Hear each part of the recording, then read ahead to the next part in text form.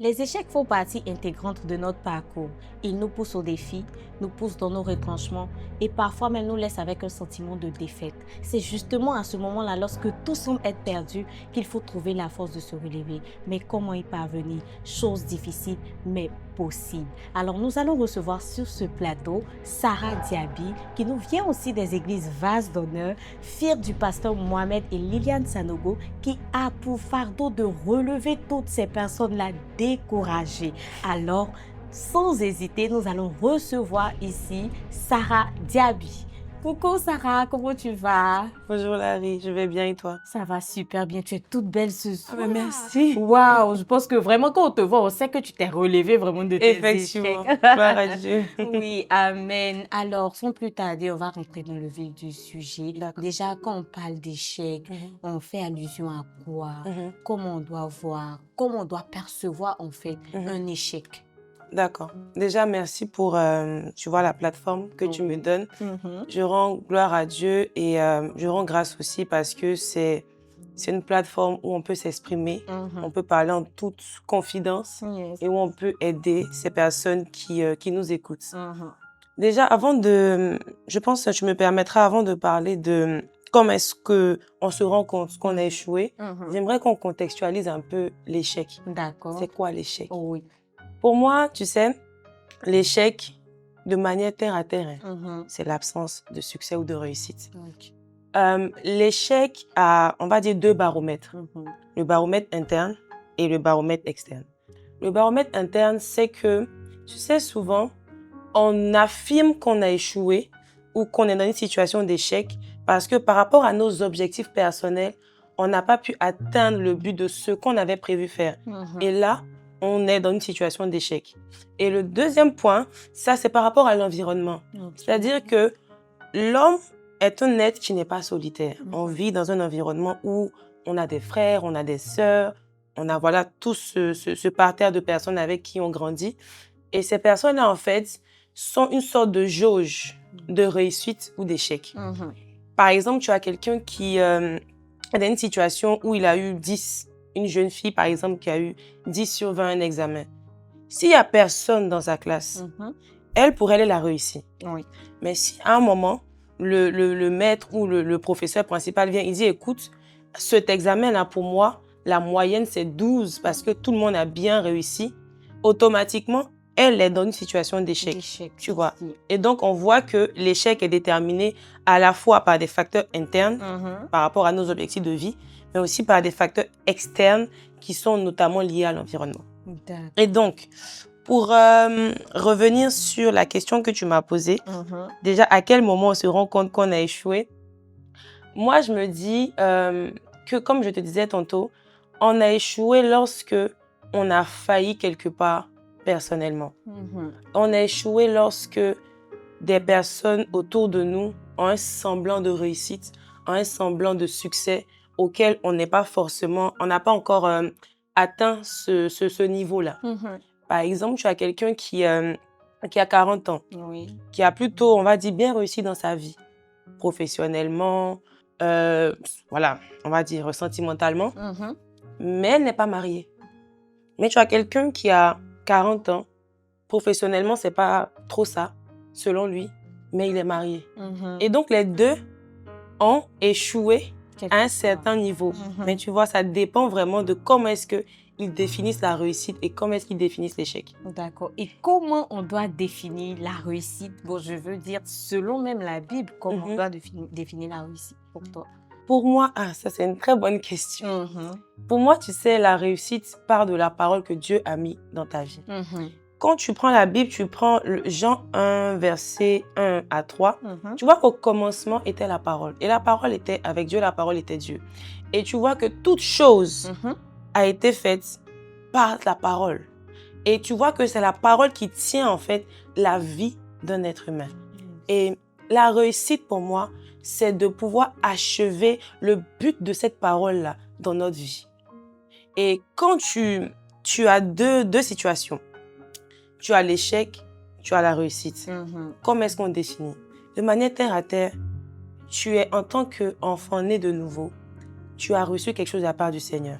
Tu as reçu une prophétie, tu as reçu une parole, tu as reçu une vision. Tu as reçu quelque chose qui te fait courir vers le but. Parce que lorsque tu donnes ta vie à Christ, tu as quelque chose que Dieu te donne. Tu as le salut, mais tu as une mission que tu as. Et cette mission, tu dois courir vers l'accomplissement de cette mission. Et quand tu vas courir vers l'accomplissement de cette mission, comment tu définiras que tu as réussi? C'est là que tu diras que j'ai achevé et j'ai pu achever la cause, j'ai pu combattre le bon combat. Là, tu es dans un canevas de réussite. Je ne dirais pas qu'il y a des échecs en Christ, mais je dirais plutôt qu'il y a des expériences. D'accord. Voilà. Ok. Pour moi, je ne dirais pas qu'il y a un échec qui est défini selon Dieu, mais je dirais qu'il y a des situations qui sont des tremplins pour la manifestation de Dieu. En fait, l'échec te montre la limite de ta personne. Et lorsque tu es limité, tu sais, c'est lorsque tu es faible qu'en réalité tu es fort. C'est là que tu laisses le Saint-Esprit prendre la place. Et cet échec, cette expérience qui a été limitante là, pour toi, c'est un tremplin en fait, pour une source de bénédiction. Bon, déjà, ça m'amène à te poser la question de savoir, pour une personne qui a reçu un go du Seigneur, vas-y, voilà ce que j'ai prévu pour toi. Et au cours de route, ça se passe pas comme prévu. Tu as tout de suite envie de dire, mais Seigneur, voilà, tu m'as montré la fin. Et pourquoi certaines choses sont arrivées? Au début, je pensais que c'était toi. Mais est-ce que tu es toujours avec moi? Est-ce qu'on peut définir ça aussi comme un échec? Comment ça se passe? J'ai l'habitude de dire qu'il ne faut pas suivre le Dieu du mouvement, mais il faut suivre le mouvement de Dieu. Ok. Dans ce sens-là, tu as reçu une parole du Seigneur. La parole est figée, mais le Saint-Esprit fait ce qu'il veut, comme il veut, quand il veut. Et cette parole-là, comme notre Père, l'apôtre Mohamed Sanogo le dit, il y a plusieurs déterminants. Tu as le comment, tu as le quand, tu as le pourquoi, tu as le même avec qui tu dois accomplir. Parce qu'on n'est pas des êtres solitaires. Dieu fait en sorte qu'on ait une vision de courir avec des personnes. Dans le cadre du mariage, ça peut être ton partenaire, ton mari. Dans le cadre professionnel, ça peut être des collègues. Dans le cadre amical, ça peut être des connexions de destinée. Et dans ce cadre-là, dire en fait que là, je ne comprends plus, je n'entends plus, ce n'est pas toi qui t'es parlé. C'est Dieu qui t'a parlé.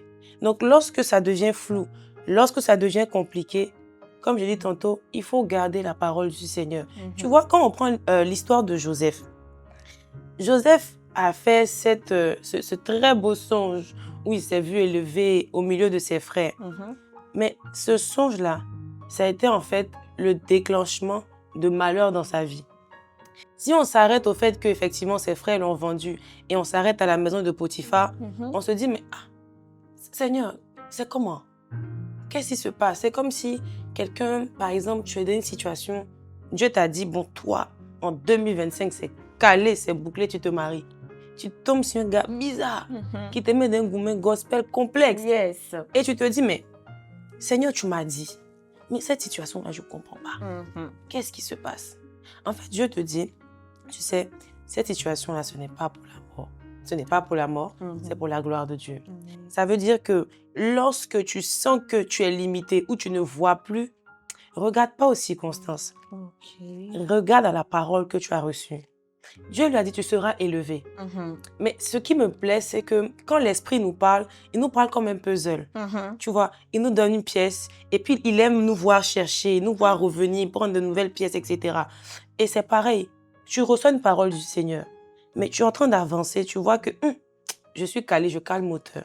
Je ne réfléchis pas par moi-même parce que ce n'est pas moi qui me suis envoyé en fait. Je vais revenir vers mon Créateur, mais Seigneur, c'est comment?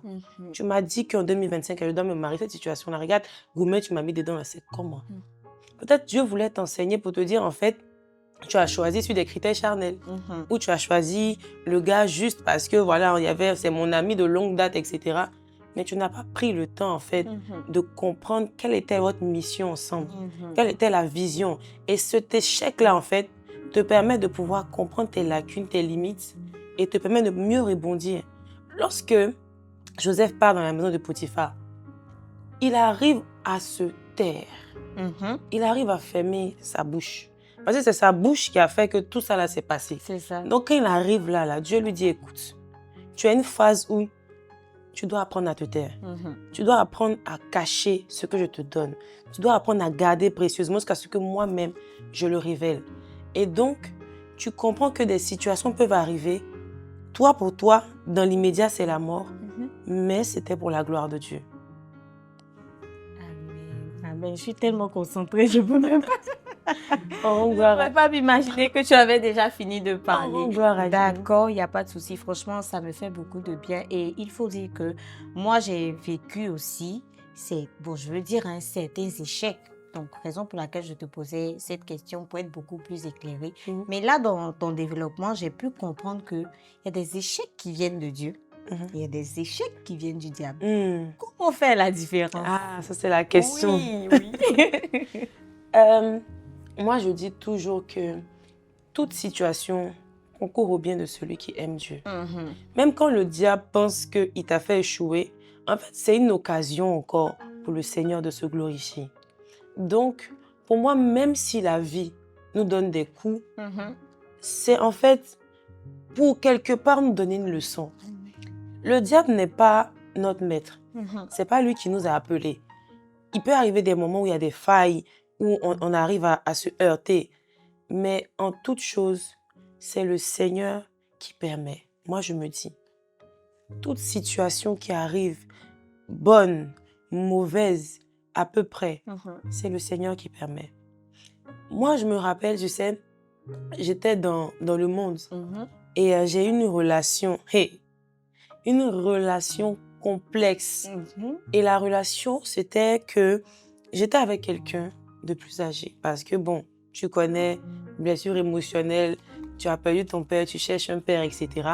Et donc, je me mets avec quelqu'un et j'échoue dans la relation. C'est-à-dire qu'on fait beaucoup d'années ensemble et il n'y a pas de suite.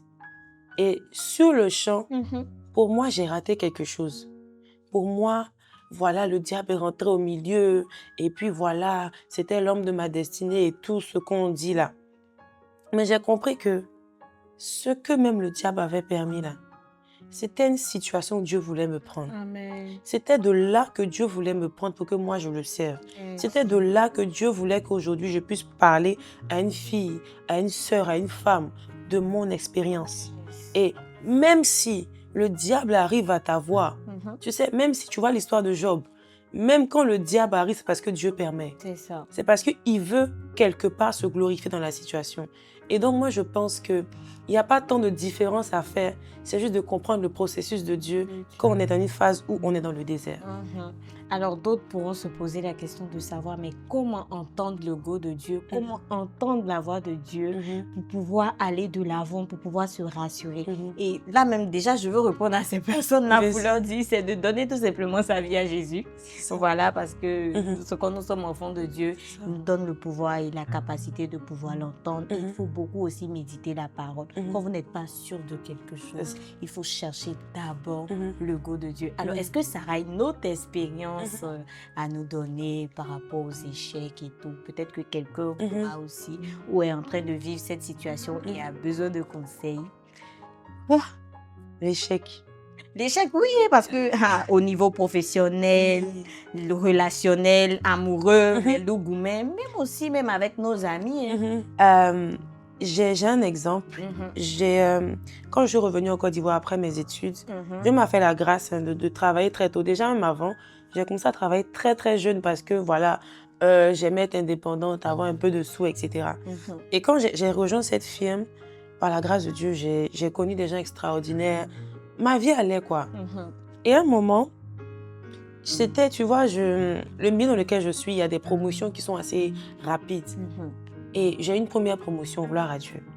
Maintenant, la deuxième promotion, là, ma patronne à l'époque qui devait me noter m'avait dit, ah non, tu sais, vraiment, tu fais bien. Moi, c'est OK. Donc, pour moi, quand la liste sort, je dois aller fêter et faire mon comme les gens disent, le paya gospel. Yes. Je ne comprends pas, il n'y a pas mon nom. Je suis rentrée à la maison et j'ai pleuré toutes les larmes de mon esprit. Même pas vous dire de mon corps. Moi, c'était profond. Et ça va de mal en pire. Quelque temps après, la boîte a des difficultés et on nous dit que voilà, il y aurait un licenciement collectif et tout. Et je dis, mais Seigneur, comment ça? Donc, c'est-à-dire que là, déjà, mais pas ma promotion, j'ai déjà un James. Deuxième fois, on me licencie, double James. Il fait comment? Mais je me suis rappelé de la parole de Dieu. Lorsqu'il m'a envoyé en Côte d'Ivoire, il m'a dit, je ne vais jamais te laisser seul. Il m'a dit, je ne vais jamais te laisser seul. Donc, j'ai pris ça là. J'ai attrapé, j'ai saisi. Et puis, j'ai commencé à prier sur cette parole. Et en fait, cet échec-là, déjà m'a rapproché plus de Dieu. Et ça m'a permis de développer d'autres compétences que j'avais, qui étaient enfouies. Et donc, j'ai changé carrément on va dire, de secteur d'activité. Et là où même je suis allée, là, la promotion que j'attendais, là, j'ai eu ça même fois 3. Dieu m'a permis de monter à un niveau. Et ce n'est pas pour être orgueilleuse ou quoi, mais c'est pour dire que toute situation par laquelle on passe, même si dans le feu de l'action, moi j'avais mal, moi j'en voulais, j'étais, voilà, tu sais, souvent, même si tu es hyper zélé à un moment, ton âme crie. Oui. Mais j'ai rappelé à mon âme de bénir l'Éternel pour cette situation. Et Dieu a utilisé l'attitude de mon cœur à ce moment-là pour pouvoir se glorifier. Parce que si j'étais restée, je m'étais rebellée, non, j'en veux à tout le monde. Parce qu'il faut, tu sais que quand tu es dans une situation de désert ou d'échec, il faut avoir l'attitude de cœur que Dieu veut. Amen. Cette attitude où tu te dis que c'est pas grave.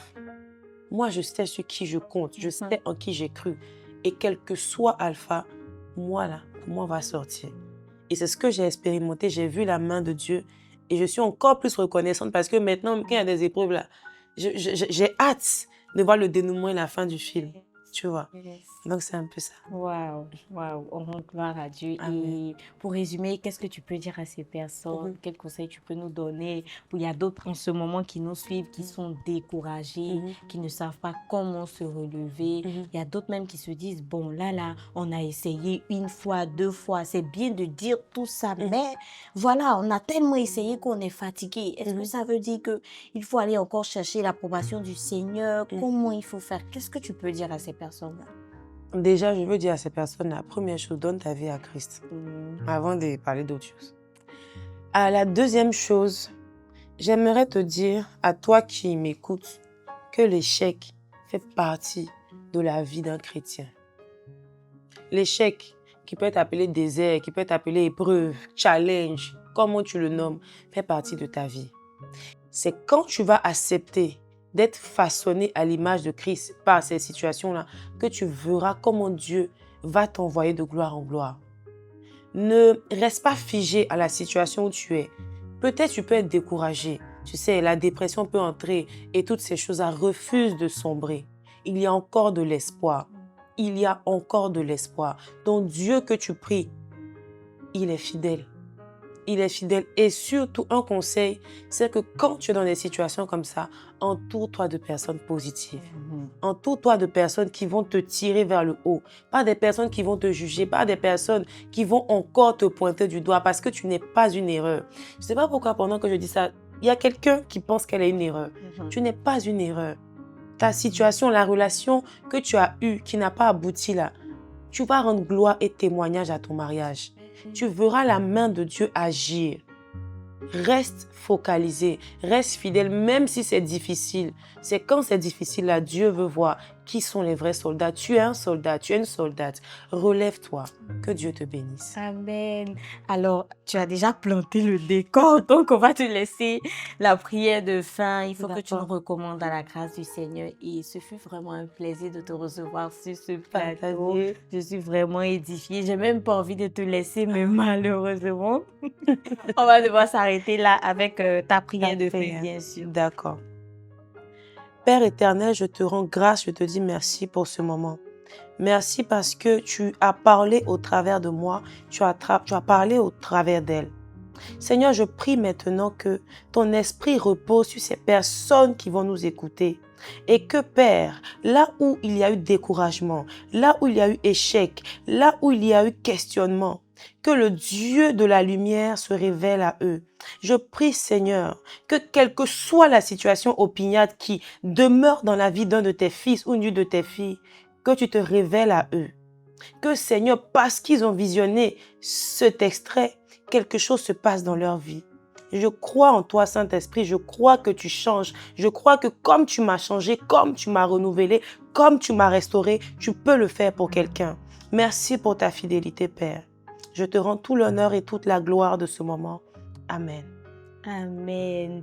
Et voilà, nous avons été renouvelés, restaurés par la grâce de Dieu. Merci encore à vous d'avoir suivi cette émission. N'hésitez surtout pas de nous laisser des messages et même des témoignages. Ce qui vous a fait du bien à travers ce message. Laissez-nous un message, aimez la page. Je vous fais plein de bisous et à la prochaine pour le prochain numéro.